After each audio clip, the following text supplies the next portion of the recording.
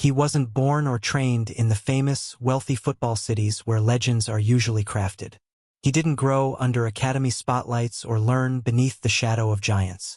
His story began in a tiny Egyptian village, a ghost on the map, where reality offered nothing but hope offered everything.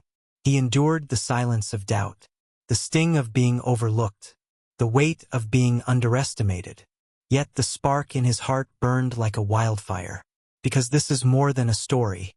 This is the unbreakable rise of Mohamed Salah, the pharaoh who built his own kingdom, fought through the flames, and forced the world to bow to the relentless king he became. He wasn't born or trained in the famous, wealthy football cities where legends are usually crafted. He didn't grow under academy spotlights or learn beneath the shadow of giants. His story began in a tiny Egyptian village, a ghost on the map, where reality offered nothing but hope offered everything. He endured the silence of doubt, the sting of being overlooked, the weight of being underestimated. Yet the spark in his heart burned like a wildfire. Because this is more than a story. This is the unbreakable rise of Mohamed Salah, the pharaoh who built his own kingdom, fought through the flames, and forced the world to bow to the relentless king he became. Salah joined Al Mokalan, an Egyptian club competing in the top tier of Egyptian football, a club known for shaping young talent, and the place where Mohamed Salah's real journey began. He entered their youth system at just 14 years old, traveling long, exhausting hours every single day. From his village, Nagrig, chasing a dream no one else could see but him. At 17, he finally made his senior debut. But he wasn't the strongest. He wasn't the tallest. He wasn't even the fastest, not yet. Coaches said he was too skinny. Others insisted he'd never survive in Europe. But Salah carried something no scout could measure, a relentless heart. And slowly, his performances began to speak louder than any doubt. Crowds started to notice. Clubs began to pay attention. And far beyond Egypt's borders, a quiet whisper started to rise. Mohamed Salah. In 2012, FC Basel signed Salah. For the first time in his life, he stepped beyond the borders of Egypt. A new country, a new language, a new culture, a new life he wasn't sure he was ready for. He missed home. He missed Nagrig. He missed the warmth of family. But there was one thing he never missed: training. Salah didn't just adapt to Europe. He ignited. His pace became a weapon defenders feared. His left foot started crafting chapters that Europe had never seen from a young Egyptian winger. Match by match, touch by touch, goal by goal, the continent began to take notice. Soon, whispers turned into headlines. And Europe asked the same question. Who is this kid from Egypt? And how far can he go? In 2014, Chelsea came calling. The Premier League dream became reality. But dreams don't always bloom the moment you hold them. Salah struggled. He barely played. He watched matches from the bench, week after week, wondering if the world had already forgotten him. To some, this was failure. To Mohamed Salah, it was fuel. He didn't complain. He didn't break. He didn't blame anyone. He trained. He waited. He grew sharper in the shadows.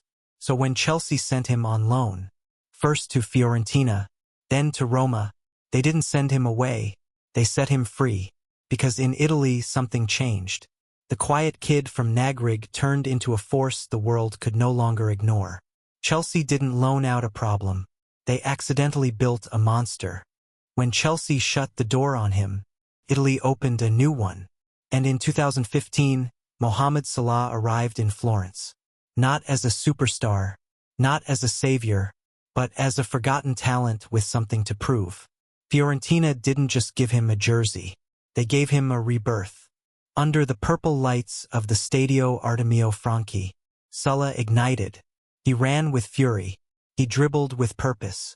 He scored with vengeance. Every touch felt like a message. Every sprint felt like a declaration. I'm not finished. I'm just getting started. Florence witnessed a transformation. A player playing like he was chasing destiny. A man running faster than doubt could catch him. And with each goal, Salah didn't just revive his career. He rewrote his story. Fiorentina was the spark he needed. Rome is where the fire became an inferno. In August 2015, Mohamed Salah arrived at AS Roma, not as a superstar, not as a finished product, but as a man carrying the weight of unfinished business. He didn't come with headlines. He came with hunger. Chelsea's rejection could have broken him. Instead, it sharpened him. And the Eternal City was about to witness his rebirth. At Roma, everything felt bigger. The expectations, the pressure, the responsibility. But Salah didn't shrink under the magnitude of Rome. He rose with it. Under managers Rudi Garcia and later Luciano Spalletti, Roma unleashed the version of Salah the world had been waiting to see. The speed terrifying, the dribbling poisonous, the finishing ice-cold and calculated. He became the heartbeat of Roma's attack, a blur of yellow and red, a storm defenders could never outrun. Week after week, Salah redefined himself, not just a winger, not just a comeback story, but a complete footballer, creating, scoring, dominating. His partnership with Edin Dzeko became lethal. One provided chaos, the other delivered punishment. Together they tore Serie A apart. In Florence, he rediscovered himself. In Rome, he transformed himself.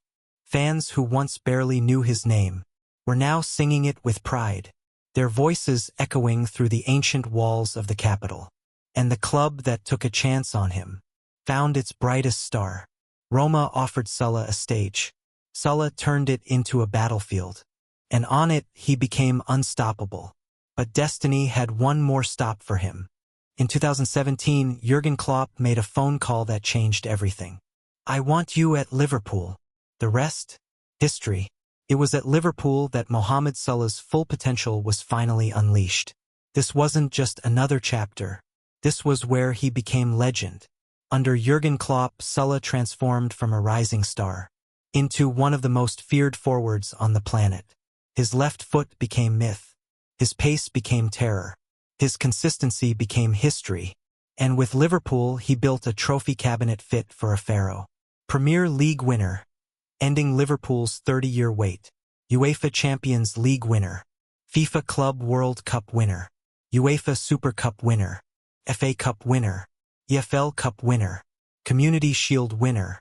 And individually, 3-time Premier League Golden Boot Award winner. Premier League Player of the Season winner for 2017-18. PFA Players Player of the Year winner for 2017-18. Football Writers Association Footballer of the Year winner in 2018, then later in 2022. 2-time African Footballer of the Year winner.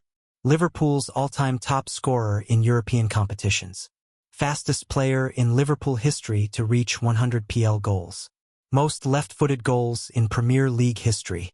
Most goals scored in a 38-game PL season, surpassing the likes of Thierry Henry, Sergio Aguero, Robin van Persie to name a few. At Liverpool, Salah didn't just score goals. He carved his name into football eternity. He arrived as a star. He became a symbol. He became a pharaoh. But greatness isn't measured only by goals. Salah built schools in Egypt, paid for hospitals, supported families, inspired millions across the Middle East and Africa. To his people, he's more than a footballer. He's hope. He's pride. Mohamed Salah proved that faith, discipline, and heart can take you from the smallest village to the biggest stages in world football. He isn't just writing history. He is history. Mohamed Salah, the King of Anfield, the pride of Egypt, a legend of the beautiful game. If you enjoyed this, smash that like button, subscribe, and turn on notifications so you never miss another story.